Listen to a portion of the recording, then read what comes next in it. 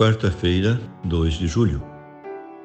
Meu querido irmão, minha querida irmã, estamos entrando na sua vida e muito gostaríamos de entrar no seu coração para aí semear a palavra de Deus, que é sempre a grande orientação para a nossa vida. Nesta quarta-feira da 13ª semana do Tempo Comum, a liturgia nos apresenta o Evangelho de São Mateus, capítulo 8, versículos de 28 a 34. Naquele tempo, quando Jesus chegou à outra margem do lago, na região dos Gadarenos, vieram ao seu encontro 2 homens possuídos pelo demônio, saindo dos túmulos. Eram tão violentos que ninguém podia passar por aquele caminho. Eles então gritaram: "O que tens a ver conosco, Filho de Deus? Tu vieste aqui para nos atormentar antes do tempo?" Ora, a certa distância deles, estava pastando uma grande manada de porcos. Os demônios suplicavam-lhe: "Se nos expulsas, manda-nos para a manada de porcos." Jesus disse: "Ide." Os demônios saíram e foram para os porcos. E logo toda a manada atirou-se monte abaixo, para dentro do mar, afogando-se nas águas. Os homens que guardavam os porcos fugiram, e indo até a cidade, contaram tudo, inclusive o caso dos possuídos pelo demônio. Então a cidade toda saiu ao encontro de Jesus. Quando o viram, pediram-lhe que se retirasse da região deles. Meu querido irmão, minha querida irmã, o Evangelho de hoje narra a cura por Jesus de 2 endemoniados em terra de pagãos. Eram loucos, tão furiosos, que ninguém se atrevia a passar por aquele caminho, anota o evangelista Mateus, que localiza o relato na região de Gadara, cidade costeira a sudeste do Mar da Galileia. O termo endemoniado não significa necessariamente possessão diabólica. Pode referir-se a doentes mentais, esquizofrênicos, epiléticos, etc. Pois assim explicavam os judeus os transtornos psíquicos. Jesus conformou-se com essa crença popular. O relato de Mateus segue o de Marcos, mas com diferenças notáveis. Dentro de um estilo muito mais sóbrio e menos imaginativo, diferem pontos como esses. Em primeiro lugar, Mateus fala de 2 indivíduos, em vez de um único que Marcos apresenta com mais verossimilhança.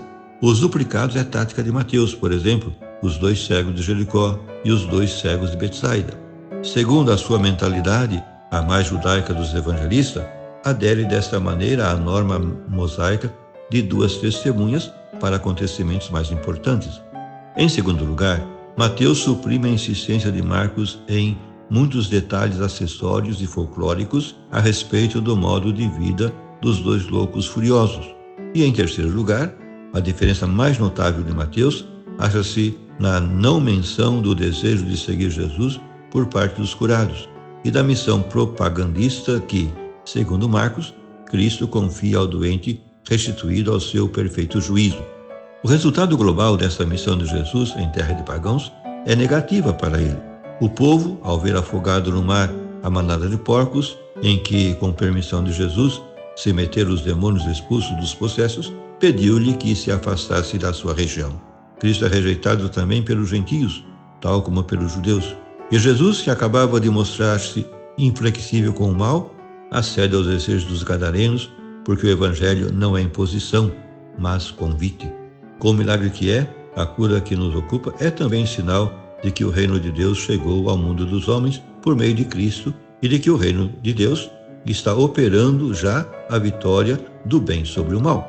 A lição fundamental que do fato se depreende é que os exorcismos de Jesus libertam o homem do medo e do poder do diabo e da submissão ao mesmo. Os demônios ficam submetidos instantaneamente como a sua palavra de Jesus, porque o poder de Deus vence qualquer outro poder e nele deve confiar o crente. No texto evangélico, os demônios protestam porque Jesus os ataca antes do tempo. Que queres de nós, Filho de Deus? Viesse atormentar-nos antes do tempo? Segundo a escatologia judaica, no final dos tempos, Deus ataria e castigaria os demônios que andam soltos pelo mundo, fazendo mal aos humanos. Essa hora chegou com Jesus. Os demônios reconhecem que a duração da sua obra maléfica tem um limite imposto por Deus. Com o seu poder sobre os demônios, Jesus aniquila o império de Satanás e inaugura o reino messiânico. O diabo sabe disso, mas os homens parecem não compreender. Embora a manifestação definitiva de tal vitória de Cristo tenha lugar na escatologia, consumada afinal, chegou já a hora em que é vencido por completo o príncipe deste mundo e o poder das trevas, como afirmou Cristo nas vésperas da sua paixão e morte. Por fim, rezemos. Bendizemos o teu nome, Deus da nossa libertação, porque Cristo é mais forte que o mal e venceu a legião de demônios que querem avassalar-nos. O egoísmo e soberba, mediocridade e intolerância, malquerência e ruindade, sensualidade e ambição. Parte, Senhor, os nossos cepos e cadeias e liberta os que são vítimas do pecado próprio e alheio.